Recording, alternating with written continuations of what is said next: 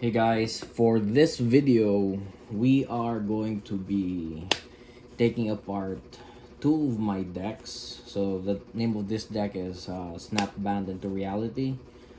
It's a band deck. And this is my very first deck, which is Galia, Kindler of Hope. I am taking the advice of one of my closer friends in Magic, and I would say he's probably one of the best uh, deck builders in our place. So he suggests to just when the deck isn't working, just unsleeve everything, put it away, then revisit it later. So that's what we're gonna do. So here's the commander, and we're gonna take it apart. So I don't know if he takes apart everything. Maybe he leaves the mana. I'm not sure. Um, so we're just gonna get to unsleeving, and we're going to just separate out the lands from everything else. These are some things I would like to keep in the deck because it went. I got this Galadriel from a scene box, so I would like to keep that in. But we'll see how it goes when we get back to deck building.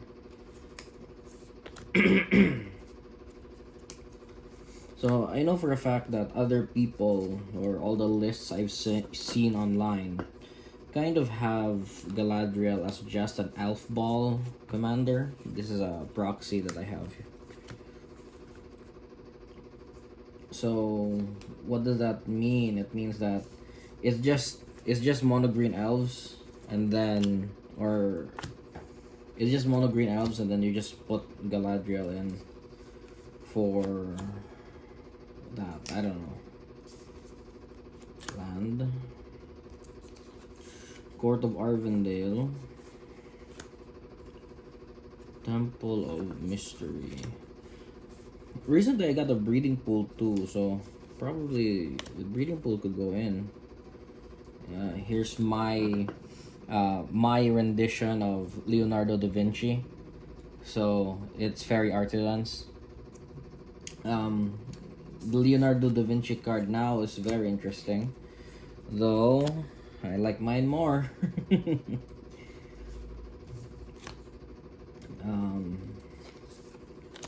So I'll just continue unsleeving these. Then I'll just I'll speed you guys up.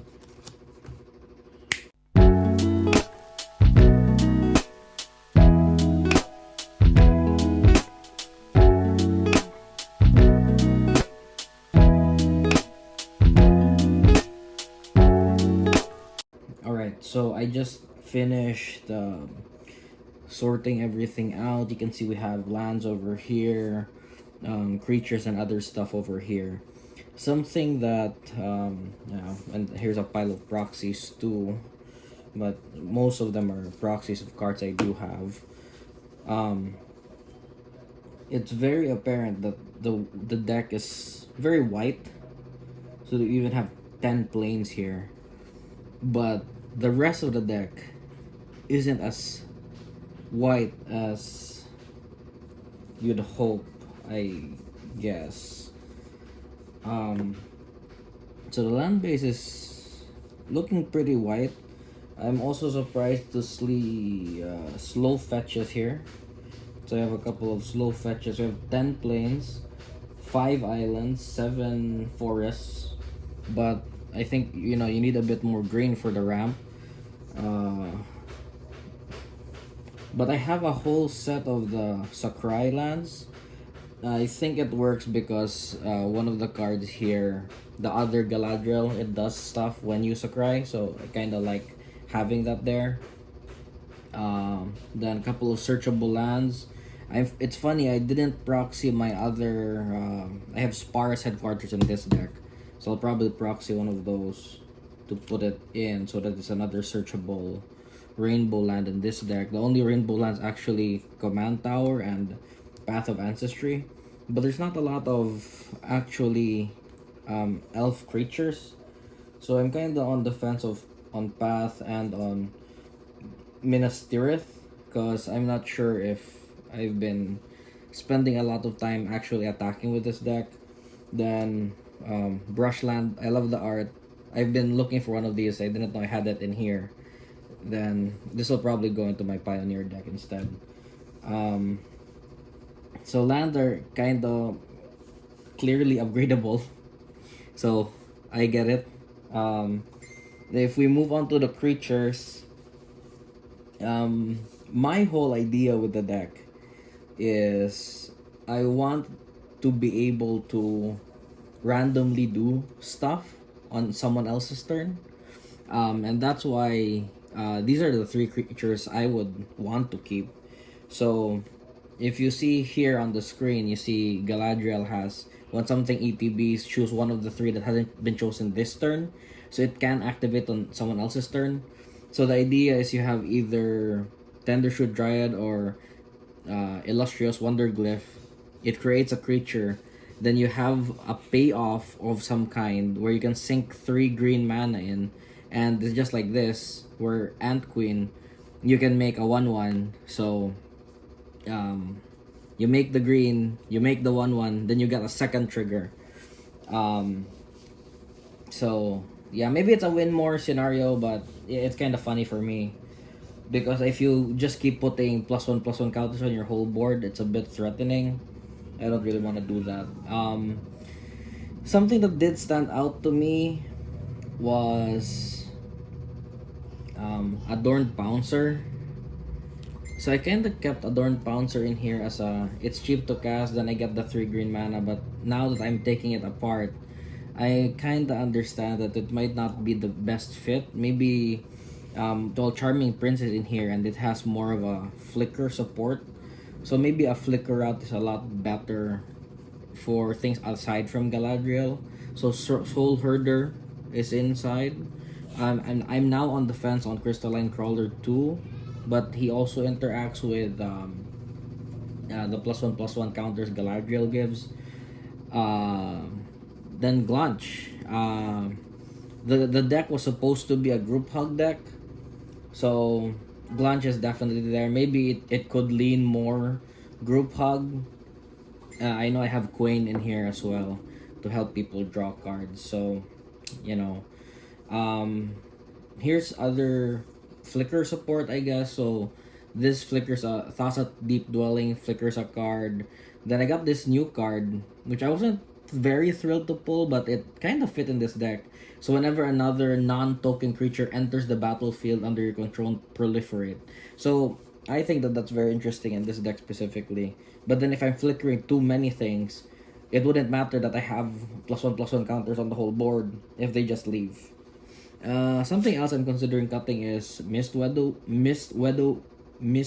Meadow Witch, because I've casted this a couple of times. She's not too hard to cast. The problem is I don't think I've ever had enough mana up to actually activate her ability. So that's why I'm on the fence with her. For the non-creatures, I'm surprised to say I actually have 2 courts in here. Maybe Court of Ardenville goes out, Court of Grace stays in. I'm not sure. I just wanted to introduce the Monarchy to have a fun deck, but if we're trying to streamline it a bit more, maybe it doesn't make sense. Maybe it's better to just play Monarch in the middle. And I kind of love all of the arts here. So look at this Generous Gift, so beautiful. Path to Exile, I don't know what's going on. It's pretty cool. Blade of Selves, get double the triggers and 2 ETBs, pretty good. Ephemerate, of course, protection and another ETB, another round, and Sword of Hearth and Home in Lord of the Rings style. The lands are also a bit bothering me because of they just don't fit the deck. I think I got pissed off looking at these new these are not new Capenna, but the plane is Capenna, but those aren't it's a March of the Machine, I think. So I think I'll swap out some of the arts to be more thematic with the deck. Maybe more of these um, lands from Lord of the Rings. Anyway, that's it. I'm going to follow what my friend said, and I'm not going to rebuild the deck. I'm just going to keep everything, and then we come back to it another day. So that was it for Snap Band to Reality. Everything is organized in its own place.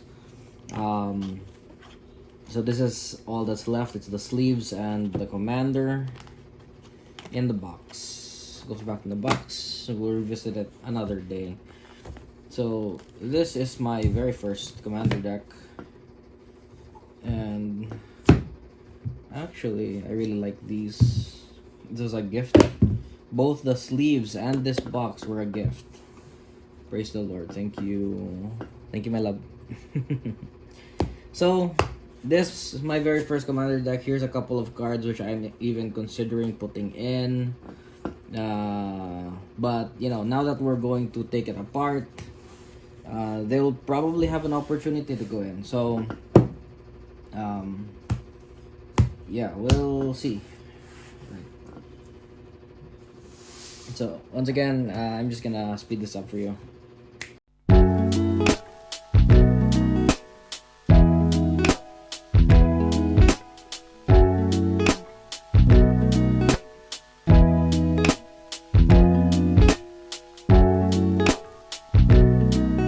So I have just finished unsleeving the whole Gallia deck. That is my nephew. And as what I can see from the mana base, here's my Sparus headquarters. It is a lot better. Probably Yavimaya doesn't belong here, but it's definitely a lot better than the other deck that we saw. Maybe this is where my friend's trick would kick in a lot more. Usually when I play this deck, it feels a bit underwhelming, but I feel like I'm hitting my marks here. There's like enough ramp, I would say. Maybe it's annoying because it's an enchantment, it's an equipment theme, but you know, maybe we'll see. So maybe this is where the trick comes into play, where we unsleeve everything, that we restart, then things will come together again, maybe more beautifully. So right now I have put everything apart into just the bare colors. This is the multicolor pile. There's actually not a lot in here. Then I have this white pile with some of the cards that I set aside earlier. I bought the Dogmeat Precon. You can see it right there. I took Dogmeat apart. I didn't really understand what the dog was trying to do. So I took the cards that I thought would be relevant in Dogmeat, or from Dogmeat to this deck. So it's a lot of these cards where, like Brotherhood Outcast, or Pre-War Formal Wear, and of course Path to Exile, because I realized I didn't have a Path to Exile here. So I think they're a bit more relevant in this deck, especially because this deck doesn't actually have any recursion at all. I took out my Eternal Witness, but again, we're going to put all of these cards away into their individual piles, and then we will revisit it when it's time to rebuild. So that's it. So I'm keeping these, and then hopefully the next time when it's time to rebuild, things will be better. If you have any recommendations for a good deck list that you have for either Gallia or Gallia, whatever, and Galadriel, the banned Galadriel, please feel free to drop them down below. This Gallia is an equipment style Gallia. We can talk more a bit about that next time, but that's it. So everything's unsleeved, everything's going in the box, and then we'll give it a couple of days and we'll build them again from the scratch. Let's go.